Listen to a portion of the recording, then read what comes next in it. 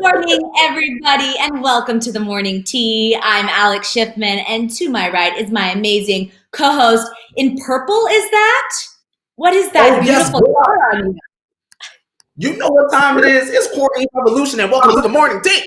Shout out to the Tea Tribe. And yes, Alex, this is a beautiful, this is a design by Miss Old Navy, Kevin Money Non, over on, the Carolina rack, yes, thank you. I'm glad you're feeling my Smuckers vibe. I love a little Old Navy couture. It's my favorite on the runway. How are you doing this morning on Wednesday, Courtney Revolution? I'm doing pretty good on what was they say Wednesday, Alex? Truthfully, my mind has been wrapped up in that Zayn snippet that we heard this morning because, my own personal opinion, I won't get too deep into, but I have not been deeply invested in Zayn musically. But this is getting my goat. Oh, I mean, that little surprise we get at the end. I know a lot of Zayn fans are going to appreciate that, but we will get to that later in the show. So we're not going to give it away if you haven't seen it. We'll wait for that for our new music spotlight, of course. But Courtney, I have to tell you something because I officially did a life hack this morning, and I need to tell you about it. And you tried watching because I'm opening the tea bag, by the way. But just in case people are wondering what I'm doing, I am listening to it. You know that I drink coffee in the morning, and I woke up this morning and I had no filters left. I was like, what do I do? Like, I don't have coffee filters left. So I'm Googling, like, can you put coffee into just the normal filter without having like an extra one? Anyway, yeah. I just took some plain, simple paper towel, put it in my coffee filter, and made coffee with it. And guys, I figured out life. Let me just tell you, Tea Tribe, if you're ever running out of coffee filters and you need a life hack, a paper towel works just fine. So I had to tell you that, Courtney. I'm so glad that you said that because, in a past life, I was a barista. And there definitely were moments, I won't say where, because God forbid, they start ringing my phone. I was at a place where, girl, I said, excuse me, boss, where are the coffee filters? And, they're like, oh, it's on the third shelf in the right corner behind the frozen, peas and whatever. And Alex, girl, I'm also the cashier, so I don't have time to be looking for coffee filters, girl. I stuck a paper towel right up in there, girl, and not a complaint was heard, except the coffee's right on out. And it's one of those instances where you do something different and someone's like, the quality is just really tasting delicious today. And I'm like, oh, that ain't nothing but bounty. Oh my God, it's amazing. No, but it works. So Tea Tribe, yeah. I love a good life hack. So let me know if you, besides coffee filters, any life hacks that you want to share. Because listen, we're all working from home and doing a lot of life at home. So we could use some life hacks while we're at it. But I also have to tell you something, Courtney, because I just read this right before we went live and I need you to hear it. Were you a fan of Father of the Bride? Father of the Bride? I've never seen that. That's what the wedding dress, right? Father of the Bride? I've heard of that before. I've never seen it. Tea Tribe, if you haven't seen Father of the Bride, it's one of the iconic movies. Netflix just tweeted that they are doing a reunion this Friday on their Facebook and YouTube for the 25-year anniversary. The whole cast, Steve Martin, everyone involved will be on Netflix's YouTube and Facebook. So if you're a Father of the Bride fan, which I am, brings me to some nostalgia in my life. Like literally the song that plays as she walks down the aisle is going to be at my wedding. Like I planned life around this.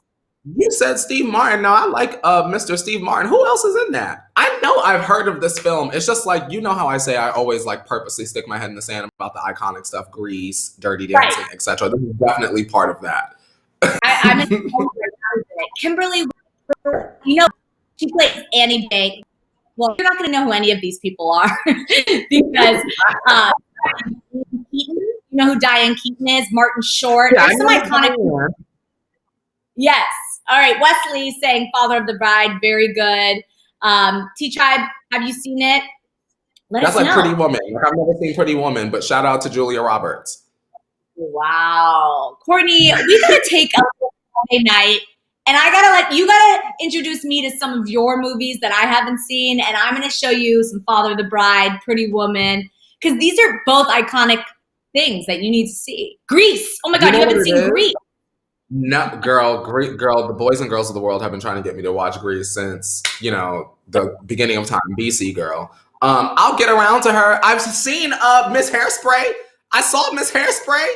Hairspray was good. My thing is this, and I brought up this on my podcast. That's not even out yet. The episode's not out yet, but I recorded my podcast yesterday, and on it, I wanted to have a discussion just because I realized that I am like out of the loop, Alex. I posed a question to my co-host Felicia, and I said, "What happened to like the teen movie moment? Like, where's the Gen Z teen movie moment? Like how we had Clueless, Mean Girls, She's All That." Can't Hardly Wait. Like when I think teen movie, Can't Hardly Wait is like top 3, and for whatever reason, the girls glaze over that. And then it was brought to my attention, like, sir, we're not like, it's not like absent from the community. You're just not part of it anymore. So like the kissing booth is like what I'm looking for. Like To All the Boys with Noah, whatever, like that. Those are the teen movies for the Gen Zers. And Alex, I'm out of the loop. So now I got to get back in the loop. So now I have to be a Noah Centineo stan and get into everything, I guess, that's on Netflix. Shout out to Joey King, girl. Apparently she's one of the girls. Outside of being Gypsy Rose. I thought it was Gypsy Rose, girl. They said, no, girl, you ain't seen the Kissing Booth? I said, girl, I ain't never seen no Kissing Booth. I didn't even know there was no sequel, girl. But we talked about it here, and that's how I found out. So shout out to the Gen Zers and the new teen movie wave, and also the old movie wave, because I just miss all of the movie waves, if it's not Clueless. Yeah, I don't know where I was going with that, but shout out to everybody. That's true. A lot of the teen movies have just kind of made it to the streaming services, Netflix and Hulu, like you mentioned, Kissing Booth, To All the Boys. It's just a different world now. So that's where the teens and the Gen Z are watching it. So those are going to be some of their Cluelesses and all of that when they grow up. I didn't realize that. Yeah.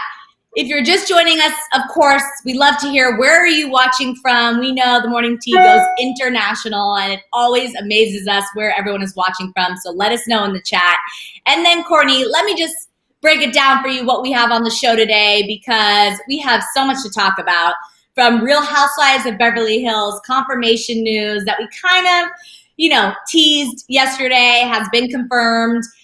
Some sad news. Vanessa Bryant is suing the LA County Sheriff over some serious stuff having to do with Courtney and Gianna's passing, of course. We're also talking about Megan Thee Stallion on the cover of Time 100's Most Influential People of the Year, and the nominees for the Billboard Music Awards, one of my favorite award shows. I can't wait to talk about this. Plus, Kim Kardashian is also coming under fire for some photos that she posted to Instagram yesterday. And finally, our OMT story of the day. I know you're all here for Miss Selena Gomez. She's opening up how she has completely left Justin Bieber behind with her new music and kind of the direction she's going for the future. So this is really cool. So make sure when we get to that, get those crowns in the chat, or if you want to just throw them in right now, we'll have it. But before we get into that, T-Tribe, of course, this week we're going to be showing off the rest of the members of the Hollyscoop family. We do a lot of things here at Hollyscoop besides the morning tea, even though Courtney and I like to think this is all we have. But every day this week, we're going to bring on another one of our amazing co-hosts to come onto the tea and discuss some of the news with us, give us their insight and their take, and maybe introduce you to some of them that you haven't met. Today, we are joined by Monsi Bolanos, one of our Celeb News Bites hosts, and the newest addition to the hosting team. So this is very exciting. So welcome, Monsi. Monsi. Hi, guys. So excited. We are so excited to have you. And Monsi, I just have to give you a quick compliment on that amazing purple lipstick. I told you before we went live, you're matching Courtney. It's like a collection. I'm like, the outsider. Come on, Team Smuffer. Yeah, we planned it subconsciously. That's how we got through that. But I gotta say, I've never seen Father of the Bride.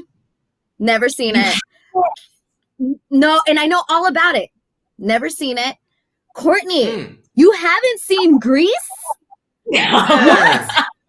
I'm the kind of person where if I'm just not interested, or if it's not like, if I don't feel like I need to watch it, girl, it's just not gonna happen. Ain't nobody can force me to do nothing. I have to wake up on the couch one day and be like, all right, I'll get into Grease. I'm like that kind of person. I'll watch it eventually. Maybe I'll do one day like a movie marathon. I'll throw like Dirty Dancing, Grease, and like there's another one, like another main one that I've never seen. The girls are like, what's wrong? I'm gonna schedule a Friday night movie party with you two on the couch and some wine, and we're gonna watch Father of the Bride. We're gonna watch Grease. We're gonna watch everything you haven't watched. I mean, it may take the whole weekend, Courtney. With Chauncey, I bring up movies all the time, and I'm like, right, Courtney? And he's like, never seen it, Alex. Like, question mark. I think he's not going to watch it. It's just going to be you and me, Alex, watching Grease. Because if he hasn't watched it by now, he's not going to watch it. You ain't got to lie to kick it, Courtney. We know you're not going to watch it. It's okay. It's okay. All right, we'll have a girls' party. But of course, T-Tribe, show Monsi some love in the chat. Monsi, do you have a favorite emoji? You know, we like to do emojis here when we're talking about our hosts. Do you have a favorite one? I do like poop emoji because it can mean a lot of things. It can be a bad word. It can be disappointment. I always use poop all the time. So, all right, what an emoji to kick off this morning with. Listen, everyone laughs when they see that emoji, so at least you get a smile out of people. You know what I mean? All right, well, you know what you're here to do. Our first segment is You Missed It, Monsi, and these are all the stories that the T-Tribe may have missed overnight, but we cover all the trending tea here. So first up, we're talking about this Real Housewives of Beverly Hills update. So Teddi Mellencamp confirmed the rumors that she will no longer be on Real Housewives of Beverly Hills. So in a video posted to Instagram, Teddi thanked her castmates and the network for her time on the show. She said, quote, before I get into that, Courtney, I see you pouring up that hot tea. Good, because girl. Okay, I just want to make sure that we're ready to spill it. Okay, good. She said, quote, I don't want to bore you, but I figured that I could give you a little update on what's going on. I recently found out that my contract as a housewife is not being renewed. Of course, I could give you the standard response of, oh, we both came to the decision that it would be best.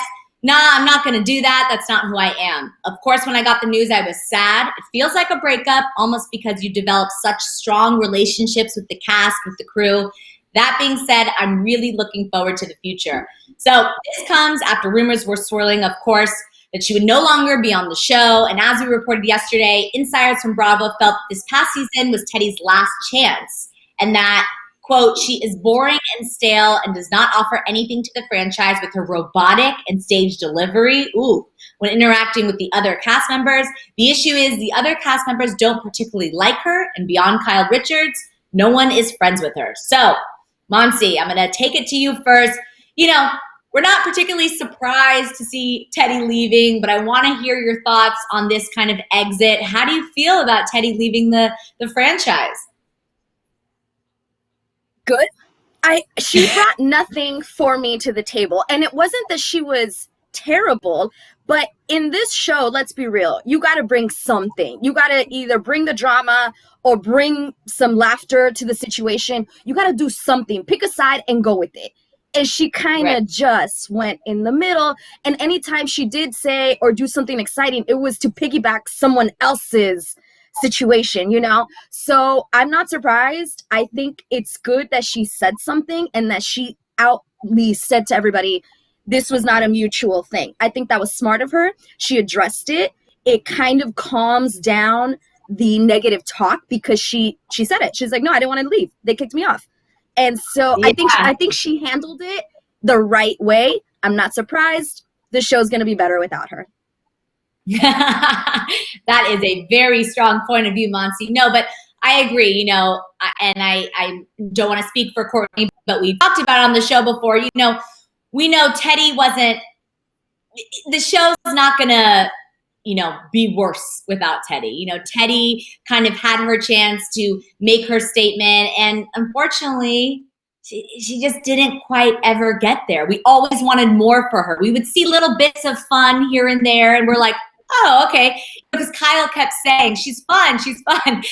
And, it's kind of like that.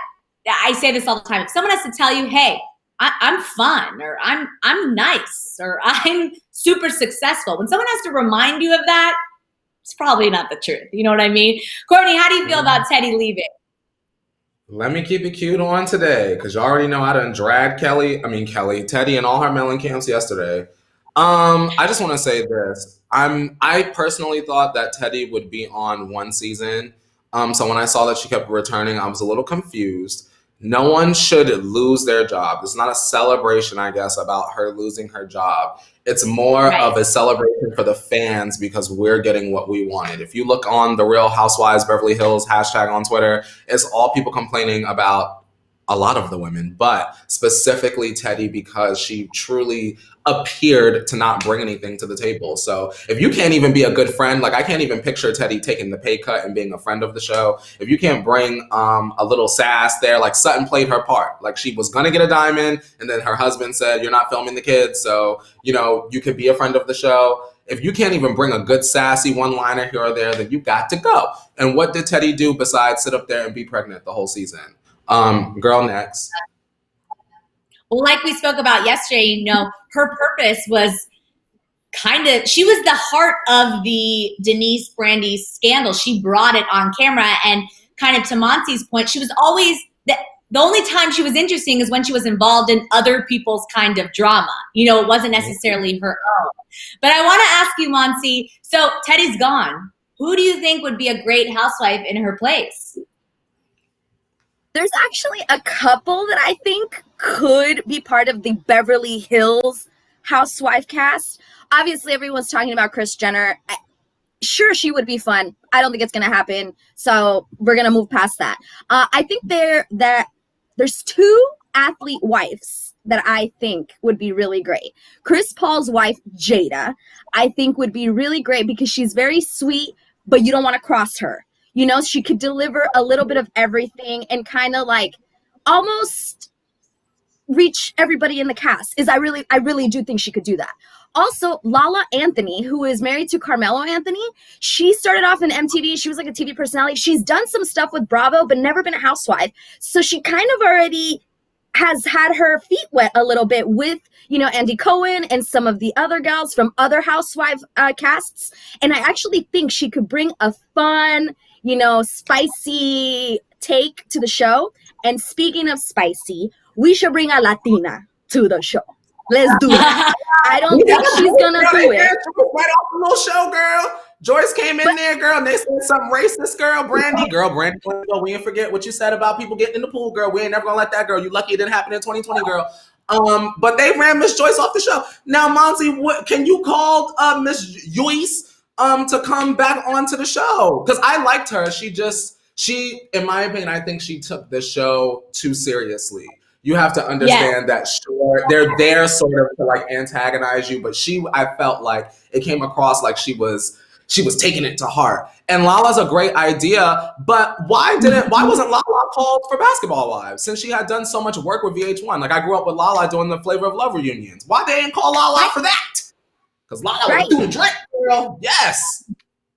I feel like when you reach the housewife level, it's kind of like you just said, why didn't she do that before? I think now maybe she would do something like that before because she was just like making her own name. Now she's like made her name. She's a wife. She's like a family lady. I think now would be a perfect time for her. And I think you said it perfectly. We need a Latina who kind of knows what they're getting themselves into. And the girl I have in my head, she might not know, but I think Eva Longoria. I mean, call me crazy, but I think Eva Longoria would be great on the show. She's married to a very wealthy Mexican businessman. So I think she would be great. And she knows what she would be getting herself into. She watches this. You know what I mean? She knows what she would be getting herself into. And nobody would cross her. I feel like she would be a perfect example of who could hang with these ladies. Oh, yeah. I mean, Eva Longoria, she already has the Housewives title to her name, even though it's scripted. It's a little unscripted housewives. What a great casting. I also like Lala because, you know, she's really close with Kim and the Kardashians. So maybe we could bring some Keeping Up with the Kardashians onto the Real Housewives of Beverly Hills. You know, this would be great. I love this. I think all of them would be great choices. Well, thank you, Monty, so much for joining us. Of course, T-Tribe, if you want more of Monty, you can find her on our Celeb News Bites on the Hollyscoop channel. And thanks again. This was great, and we'll see you next time. All right? Yes, thank you so much, guys. It was a pleasure. We'll get together and watch all those movies. Yes. We're going to have the movie night here. All right, Monty. Oh, yes. Okay. Cheers. Let's cheers because we didn't cheers yet. Cheers, girl. I done got halfway through the mug, girl. You know I'll be gulping. I gotta have my paper towel filtered coffee. Monty is great. She has such great energy. I absolutely loved her, and some great choices. I agree. Yeah. I didn't think about Eva Longoria at all, but now I'm kind of considering, would she be down? I feel like the Housewife franchises kind of thrive off of if they're able to pull like an actual celebrity. Like we had Denise Richards, Atlanta. At some point we had Kim Fields. And although those situations don't always work out, they definitely bring more eyes to the series. So maybe Miss Eva. Yeah. Or, you know, of course, Teddy was John Mellencamp's daughter. Maybe they bring a famous person's daughter. You know, Teddy brought the younger housewife vibe to the cast. So maybe they're going to try and find a younger housewife to kind of fill her position. I don't know. T-Tribe, let us know. But speaking of casting and new casting and premieres, you know, we're doing it all here. The new Bachelor, Matt James, excited Bachelor Nation fans everywhere yesterday with a post on Twitter. The simple message read, quote, "See y'all in 2 months," with a heart and a peace sign. So Matt was set originally to compete for the rose of Claire Crawley on her season of The Bachelorette. Now, speaking to Good Morning America about being the next Bachelor earlier this year, Matt said, quote, "My first reaction was, does this mean I get to meet Claire? Because I was looking forward to meeting her. I had set aside all this time. We had gone out to California and then called back with quarantine. So I'm super excited for her and her season, but I'm looking forward to meeting her eventually." He also admitted to not sharing the news with anyone, including his mom. I love this. He said, "I'm sorry, Mom, but it's hard for her to keep a secret, so I had to keep it super tight." I'm sure a lot of T-Tribe members can relate to that. She's just now finding out, which is kind of a fun way for everyone to participate. So, of course, Matt will be the first Black lead on the show. I am so excited for this season and to kind of see how it all plays out. You know, he seems like a really great guy. We've seen him a little bit through Tyler Cameron, who won, or he was the runner-up on Hannah Brown's season. We saw them all during quarantine on TikTok. They were the quarantine crew. We know he can dance. He also gives back to charity. They have their ABC food tour. So he's, you know, he's a charity guy. I think he's a finance guy or real estate. You know, he has a good job. He's good looking. I'm here for it. How do you feel about this season, Courtney? Will you finally watch? How about this? Maybe I'm almost interested enough to watch the first episode, right?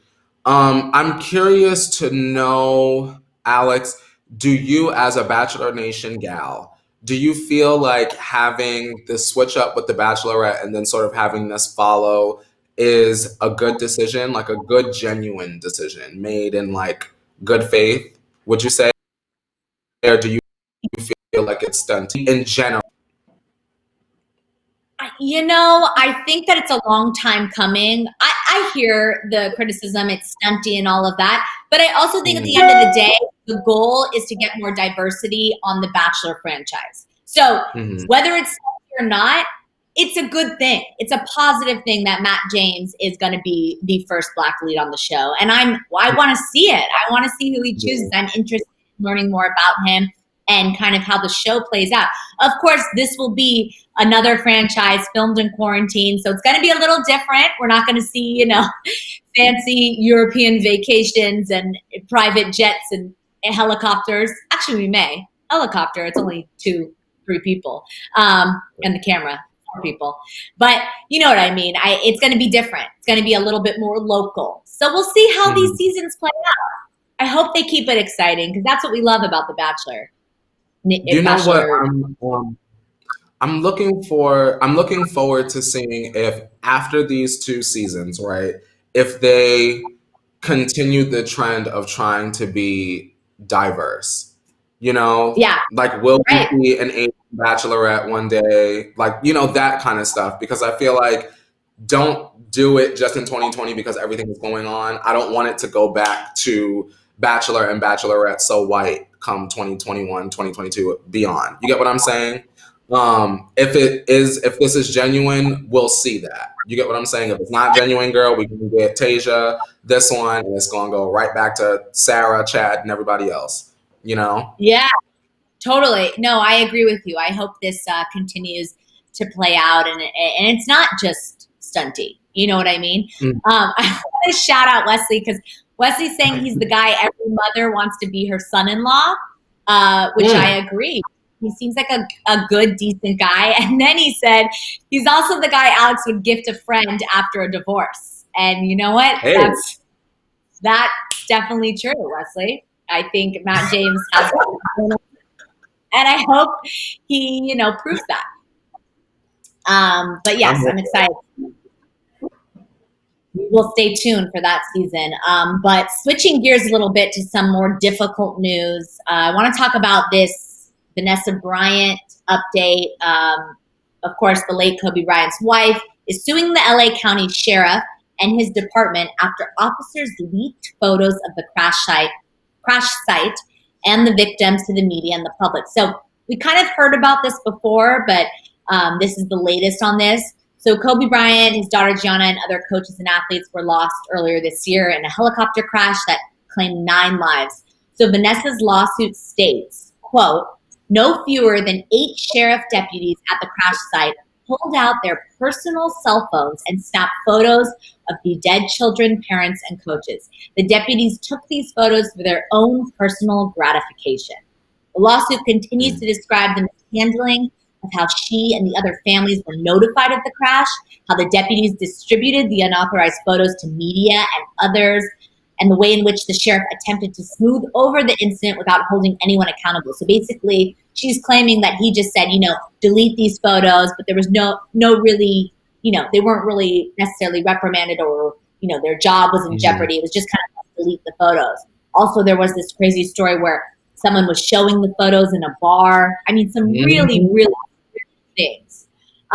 This has, of course, been a very painful year for the Bryant family, and this lawsuit seeks to right the wrongs left in the wake of how the law enforcement authorities mishandled the entire case.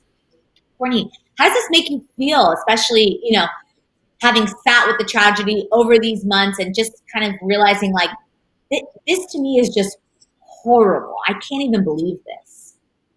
I just want to read Karina's comment. Hey, Karina. Karina saying that's disgusting. Sue the hell out of them. And I absolutely agree. Alex, what is it in a person that would see a helicopter crash of a famous athlete and the other passengers on the aircraft as well and make you feel like, well, girl, this is it. Let me get a flick of this because this is going to be the photo. Also, part A to the first question is why allegedly would you go into a bar and show people? Do you think that that is going to get people to want to sleep with you? A photo of a deceased anybody? I want Vanessa Bryant to own the LA sheriff. What is it? The LA sheriff officer. She needs to own all of them, their bank accounts, every last dime in their bank account. And the reason why, Alex, is you have to think this is a woman that is like telling the fan pages to like stop tagging her in the fan stuff. You get what I'm saying? So imagine what her reaction would be if, God forbid, any of these photos make it to the internet, you know how people are. They are literally sick. They will tag her. They will tag, you know, anyone in her family. You get what I'm saying? Imagine you trying to heal from this and you open up, girl, the explore page by mistake. You know, sometimes, I don't know if your thumbs are fat like mine, but sometimes you lean the meat of your thumb too much. You hit that magnifying glass and all of a sudden you're on the explore page and there is your deceased husband and child. I just don't know what I would do. I couldn't imagine what she would do. So absolutely, she should own every last penny and cent out of every officer that took a photograph. I think that's awful and disgusting. Absolutely, they need to be held accountable. Fired, girl, barred, whatever license they have taken away, all of it. They need to go work at Rite Aid at this point. That's just how I feel. I agree completely. I think that this is just, it's disgusting at the end of the day. I don't know who would want these photos. Do you know what I mean? Like, who would even, I just can't even imagine thinking to take these photos. At the end of the day, she deserves justice. You know what I mean? It's not even about the money. It's about justice. You know, Vanessa even, it was reported that she found out by someone from Kobe Inc., like someone that worked in the company, and people were tagging her on social media. Like, how painful would that be to find out that way? It's just horrible. But yes, like you said, I hope, you know, everyone is held accountable. But speaking of social media, I want to get into this next news about Charli and Dixie D'Amelio. They talked bullying and they opened up about online harassment. So they opened up to 17 magazine about how to deal with haters online. So in a new profile piece, the social media sisters said, quote, Dixie said this, I have all my comments off, so I don't really get mean ones, but I usually just make a joke out of it or ignore it because it doesn't matter. They don't know who you are as a person, so it's not worth my time to argue with someone or defend myself. Then Charli opened up about, you know, everyone to just follow the golden rule. She said, quote, we all need to be more conscious of the things we say about people because it can really affect them. As a society, we definitely need to be more careful with our words and make sure we are treating people with kindness. Now, these kinds of insights are obviously powerful and really great for young fans to hear them speak up about this. But we've been dealing with internet bullying for years now. The issue still is very relevant. What do you think is necessary to start changing the way that people, you know, interact with one another? Do you think it will change anytime soon? I think if people are truly held accountable for what they do online, then maybe things will change. But I think and I don't know how I feel about this, until cancel culture is real when it's appropriate, then things will not change. Like, these are very easy examples, which is why I'm pulling them, because y'all know what I'm talking about when I say this. When you say cancel culture, Dixie Chicks, they were canceled for a period of time. Excuse me, the Chicks, the artists formerly known as the Dixie Chicks. They're now just the Chicks. Also, Jeffree Star, girl, he's still selling palettes, dating black men and everything else. Shane is out here doing what he did in front of Willow Smith and appearing in Ryland's video, and y'all are cheering them on. So I mean, cancel culture, it does not truly exist. Mob mentality exists, but cancel culture does not exist. I do want to applaud Charli and Miss Dixie Cup for just speaking out and being honest and genuine about everything. You know, Alex, I feel like they're sort of like ushering in this new age of like Gen Z influencers who are not perfect, but they have seen what has happened. And these two ladies in particular, I feel, may just sort of like push the culture forward in terms of holding people accountable, treating people how you want to be treated, and the like. They are the Gen Z girls. They said, we will hold you accountable about what you said in 2005, period. No, exactly. I feel like this Gen Z generation, they're being, you know, brought up online, literally, you know, and I feel like some of the older generations kind of kept these issues that you're struggling with. You kept it more private. You didn't really necessarily open up about it, but with social media and everything, their generation, it is cool, and it is, people are opening up about things they're struggling with. And like you said, I hope this helps people, and I hope that social media does become a nicer, safer place, because right now with all this bullying, I just don't understand it. You know, I personally could never imagine just going to someone's social media profile and just commenting something like hurtful. Like, I just would never do that. You know what I mean? I would never think that that was okay. And I think social media has allowed people to kind of, good and bad, hide behind their computer or their phone and say hurtful things. It obviously comes from a place of insecurity or pain or whatever it comes from, not from a good place. But it feels like it's, you know, there's no face to the name, so they can say whatever they want. And I just disagree. And I hope that this new wave of influencers kind of get that idea that it's a good idea away. I just don't agree. Yeah, I agree, Alex. Those people, especially y'all that be online with celebrities as your picture, shout out to the stands. But y'all know who y'all are that will put up like a Ariana picture and then y'all start dragging Selena Gomez to get Ariana dragged. Like, that stuff is weird. Bullying people online is weird. Y'all need to go outside and get some air and then come back inside and pop a kid cuisine in the microwave and take a nap. But that's just how I feel. No, it is. It's very, very weird. I don't understand when this became okay, but it's got to stop. It's got to stop. All right. Well, speaking of something that's not stopping, is variety shows and these new kind of X Factor wave, you know, talent shows. Little Mix is coming out with a new talent show back in the UK called The Search. It'll be on BBC. And while promoting their new show, the group went in on the very program that made them famous, the X Factor, of course. Now, Jade Thirlwell spoke to the Radio Times about their experience with X Factor and how the scripted and staged nature of X Factor spurred the group to start their own kind of rival show. So Jade said, quote, "The problem is when it's like a script, it's lost its authenticity. The minute it doesn't seem real, you switch off. How am I meant to believe in it? I could literally write it myself and tell you what's coming next." So the band also spoke about how The Search will prioritize aftercare for their contestants. This is really cool. To deal with depression and struggles that can come with being in the public spotlight, something that Little Mix's members did not receive from the X Factor. She said, quote, "We never had anyone check on us to see how we were doing mentally. It was all just go, go, go." So the group did, however, say that they do not lay the blame at Simon Cowell's feet, that he was in it for the fun and games and didn't really have a hand in the processes that they were critical of. So, of course, their new album, Confetti, comes out later this year. We spoke about it on the show, so that's exciting. So what do you think about this new show, this new talent show by Little Mix? Do you think it's a good idea? I definitely think it's a good idea. I want to say shout out to Dev Rav. They're saying, keep the news coming. We're going to keep it coming. We got Miss Selena Gomez coming right around the corner near the end of the show. So please buckle your seatbelts, broads. It's going down. I literally turned into Nicki Minaj for a second.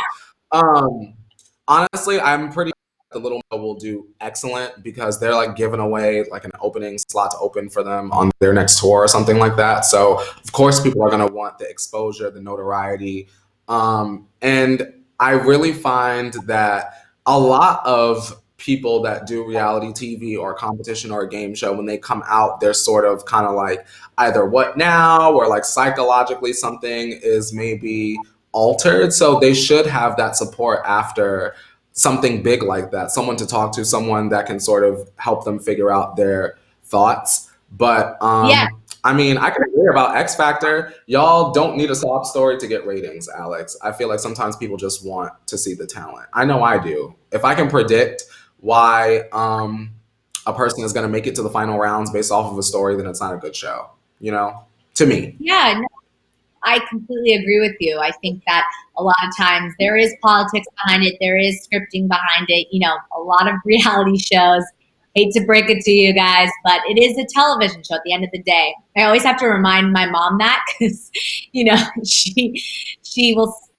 have a favorite and I'll know, this one's going to probably win, Mom, based on their story. And I agree with you. I don't think that's right. I think, you know, the most talented person should win. Not on how life works. You know, everyone doesn't get a participation award. Yes, ma'am. But I will say that the whole part about the aftercare being a priority is super important. You know, Little Mix is not the first kind of celebrity to open up about feeling depressed or feeling overwhelmed after they get off one of these shows. And I think that's very important. So I'm happy to hear they're doing that. And I'm excited to see it, you know. The Search, interesting, very simple name, you know, they're just searching. They're just searching. Follow the search. Sometimes you just need a simple, to the point, what's the show about? And I'm ready for it. And excited to see the mix, though. Wait, Courtney, this is exciting. So they're on this, because we're going to get to this Billboard Awards in a second. But Little Mix is on a list where fans can vote to have them perform at the Billboard Music Awards. And I know a lot of the mixers are kind of rallying people to get around because they want to see them perform on the stage. I don't know if they have performed yet. Why is it cold? Like, why are they gonna be voted on to the show, Alex? They're good. I know, but like you said, that kind of crossover to the US, I guess, hasn't necessarily happened. So they're with a group of people, other artists, you know, they're not coming to mind, of course, right now, but I just saw that on Twitter before we went live that they're rallying people. So if you're a mixer, get on that train and vote them onto the Billboard stage. All right. Before we get to that news, let's talk about this Time Magazine news, because Time released its annual Time 100 Most Influential People issue yesterday. And guess what? Our girl, Megan Thee Stallion, graced the cover and looked unbelievable with the braid. She just held up her braid and just look. I mean, just iconic. That's how she did. She threw it up in the air. Whipping her hair back and forth like nobody's business. I just loved that. Okay. Other notable musicians that made the list included The Weeknd, Selena Gomez, J Balvin, and Halsey. Now, each year, Time asks famous friends and fans of the influential people to write a blurb about them. This was really cool. So writing for Megan was Taraji P. Henson. I guess they have their friends. And she said, quote, "I remember hearing Megan Thee Stallion on one of those famous DJ radio shows a few years ago. She rode the beat like I'd never heard anybody ride the beat in a long time." Now, some of our other favorite blurbs came from America Ferrera, writing for Selena Gomez. Kim Kardashian wrote for JoJo Siwa. Taylor Swift wrote for Fleabag's Phoebe Waller-Bridge. I mean, Camila Cabello wrote for J Balvin and spoke about like reggaeton and what he's done for the Latin community. It was really cool. Elton John wrote for The Weeknd. So I love that they did this kind of from, you know, celebrity or artist to artist to kind of get their spin on it. But let's talk about Taraji's kind of quote and blurb on Megan. How do you feel about that? I mean, it's amazing, right?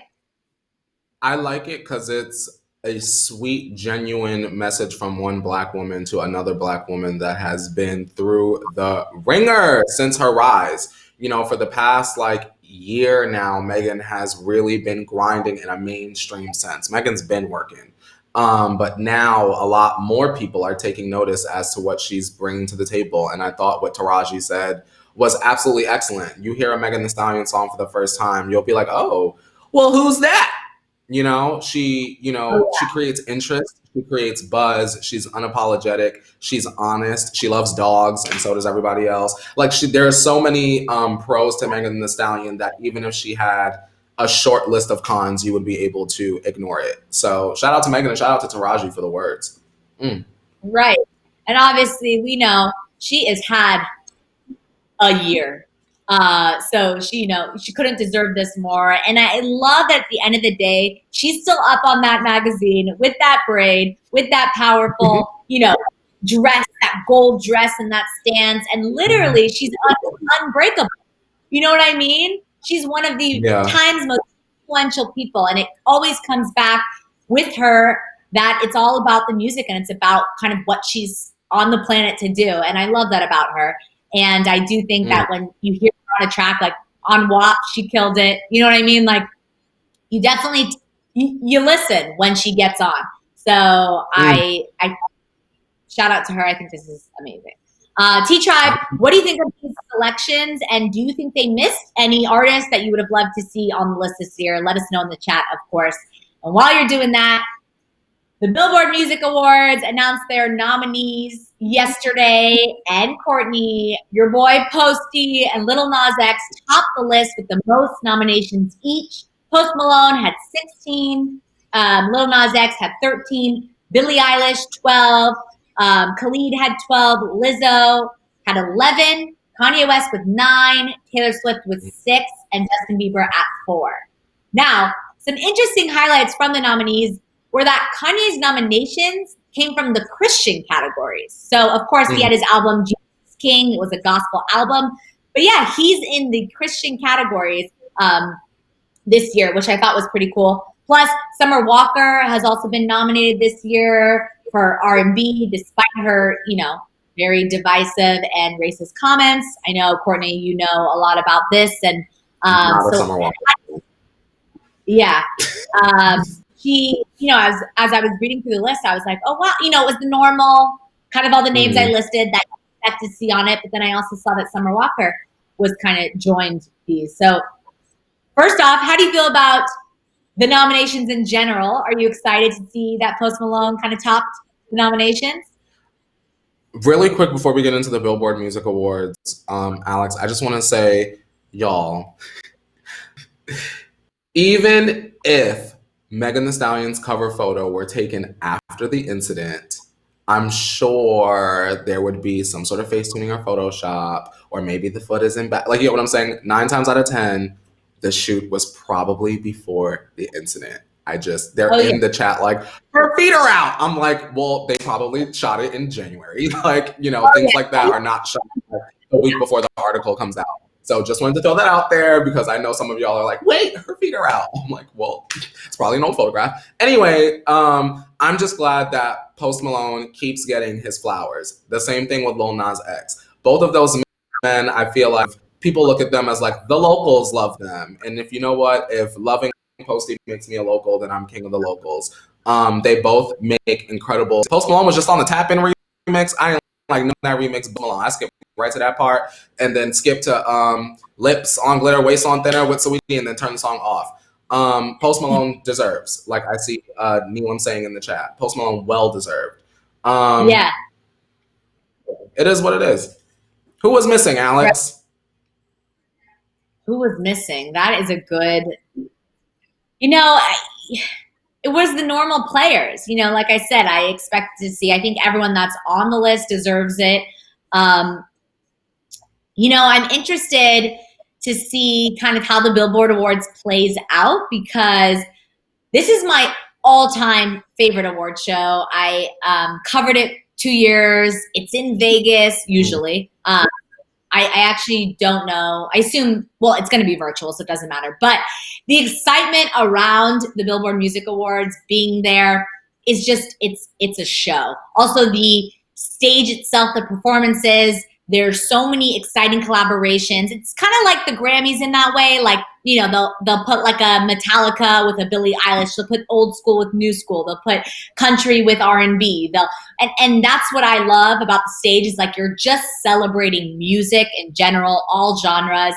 So I hope I get that same excitement now that it's virtual this year because I look forward to it every year. I want to address this, Alex. I think that even though, in my opinion, it is not the right decision, I think that we should all just wait for Selena in the Grammys. Like, y'all being upset over these, like, mini shows in between, like, Selena's album release and the Grammys, y'all need to let that go. Not because Rare was not an excellent album, but because I feel like it came out really early in the year. And I feel like although we love Selena, lots of other people that are not Selenators forgot Rare even came out this year. So I understand why Selena was glazed over, but I do not think that she is out for the count in terms of winning the award that everyone is going to want her to win, which is that I imagine she will receive. I imagine that everyone that keeps getting snubbed, like Dua, Harry, Selena, they'll all battle it out at the Grammys. In terms of like Billboard and American music, girl, save those for Post Malone and Taylor Swift, and let's not be upset. Yeah, I agree. All right. Well, of course, Kelly Clarkson is hosting, so that'll be fun too because our girl Kelly, and she's entertaining. It'll be a great show, so I'm super excited for it, and I can't wait to see it. Until then, a little teaser from Zayn Malik this morning.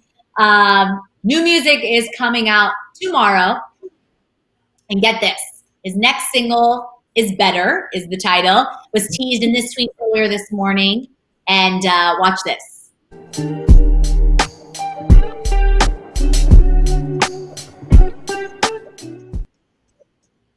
Oh, it's kind of like a slow jam, right? You know how I feel about mid-tempo, Alex. That's it. That's it. That's I feel good about that one. What I also feel good about, and I know that other people in the chat that love Zayn, is that shirtless little tease at the end that we got. Did you see that? It's very I did that. I saw it and I loved it. But yeah, there it is. There it is. Barely see it. Of course, Zayn always brings the mysterious kind of sex appeal, and this music just goes along with it. Of course, I'm sure people are gonna tune in.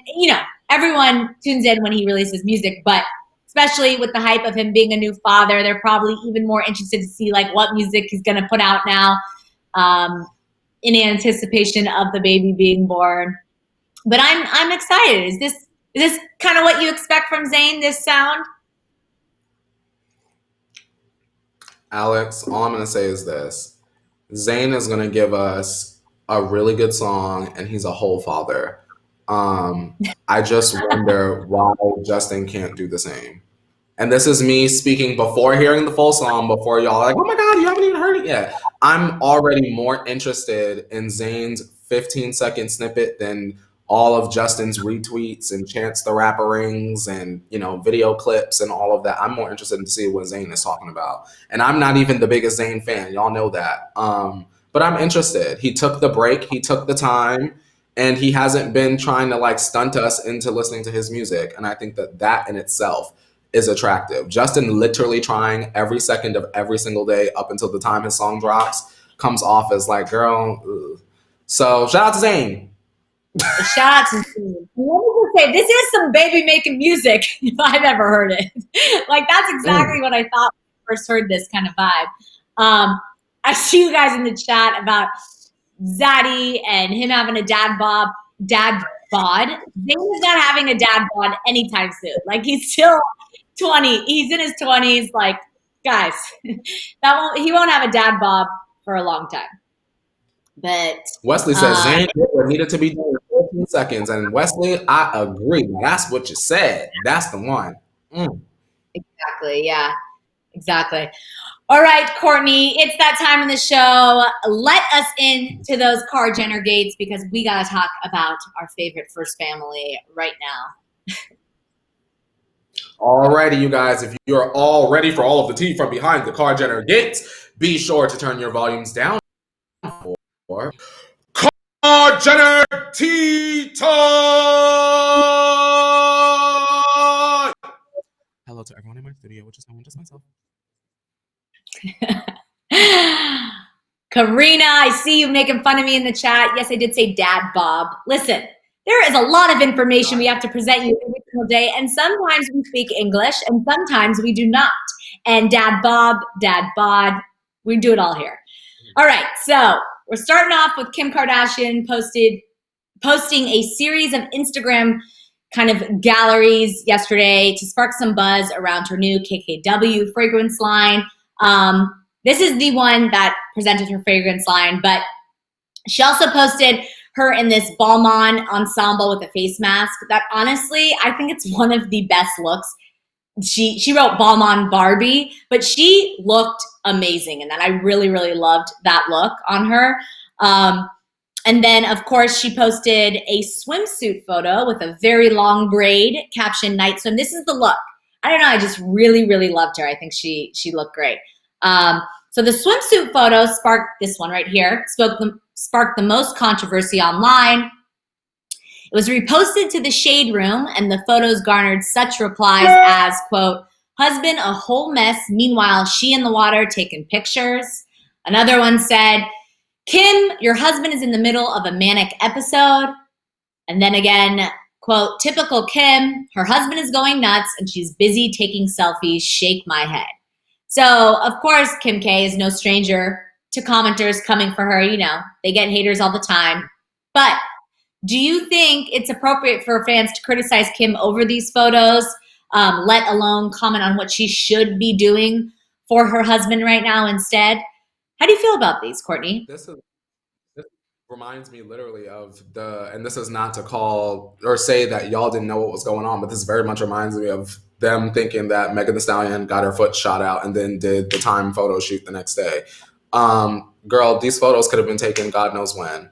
Why are people I think are visualizing like someone's outside while Kim's in a pool and Kanye is like tearing up the house inside. That is not what's happening. Kim Kardashian is an influencer.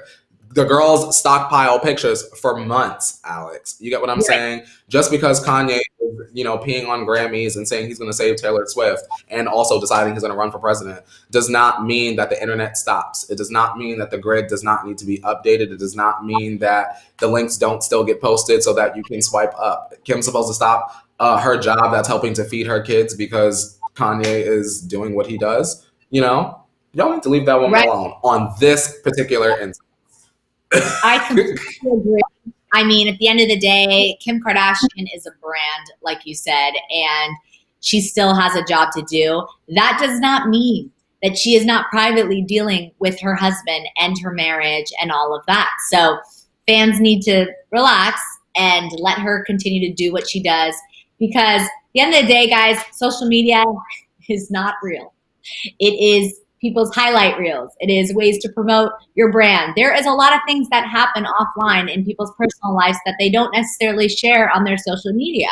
And I do think that she's definitely dealing with this offline. But like you said, she still has a job to do. And I don't think this specific kind of promotion should deserve this criticism. Like you said, these photos are probably taken. Exactly. Yeah. But anyway, we never actually spoke about the fragrance. What do you think about the sister fragrances, the diamond and the emerald?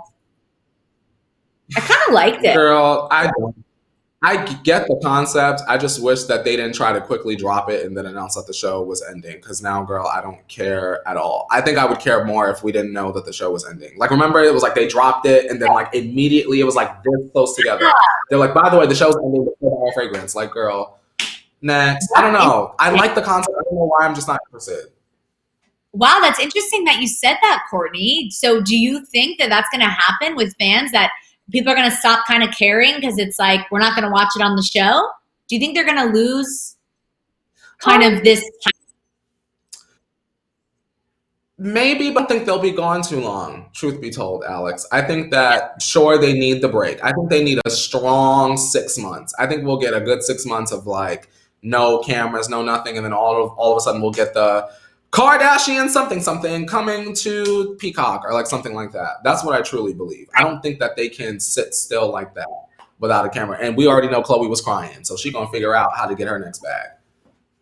Very true. Very true. All right, guys. Ooh, we are cutting it close. Thank you all, T-Tribe, for waiting and sticking around for the whole show. So head to our OMT story of the day. Get those crowns in the chat because we, yes, are talking about our girl Selena. Selena opened up to Rolling Stone magazine about her most recent album, Rare, which of course dropped in January. Now, on making the album, Selena spoke about the process of making the album and how she wanted to be transformative for how people kind of saw her. She alluded to how this album was supposed to show a change to fans, to bring an end to her years struggling with how to confront the way her relationship with Justin Bieber affected her actions and personality. So she said, quote, I wanted people to take away that this was a journey and that it was completely closed. I don't want people to see me as just sad and hurt. I didn't want that anymore. I wanted people to know that I experienced something real and that part of me is over. Now, Selena admitted to Rolling Stone that before signing with Interscope Records, she was very conscious of what she said with her music and how that would be kind of interpreted by her fans. Now she's just trying to be true to herself and her feelings. She said, quote, I spent years of my life being very conscious of what I say and what I do, not because I was scared. I just didn't know if I had a right to say something. I didn't know if it would get messy and cause any sort of uproar. I wanted it to be very safe. So, Courtney, how does this interview kind of change the way you feel about Selena's music and Rare in general? Are you excited for Selena? For me, Alex, I think that Selena is saying, Jelena shippers, finally.